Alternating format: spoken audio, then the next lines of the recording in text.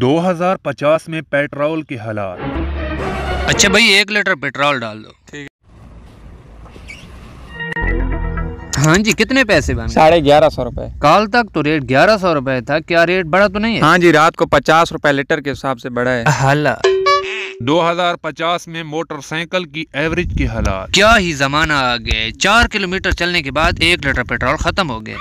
अरे भाई क्या हुआ है? यार पता नहीं पेट्रोल के क्या हालात बन चुके हैं। 2023 में तो यही पेट्रोल 40 किलोमीटर फी लीटर चलता था। अब महंगाई ज्यादा हो गई अभी है। 4 किलोमीटर चला और पेट्रोल खत्म हो गए।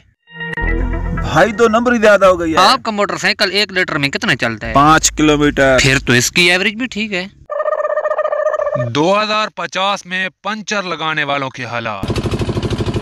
अच्छा भाई ये पंचर तो लगा दें।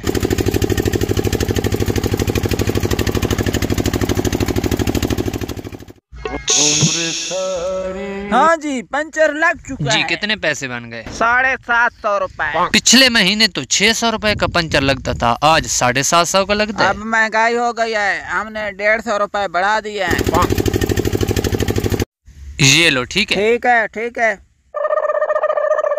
2050 में चीनी के हालात। भाई चीनी मिल जाएगी? मिल जाएगी। तो 1 किलो चीनी दे दो। ठीक है। कितने पैसे? 2000 रुपए।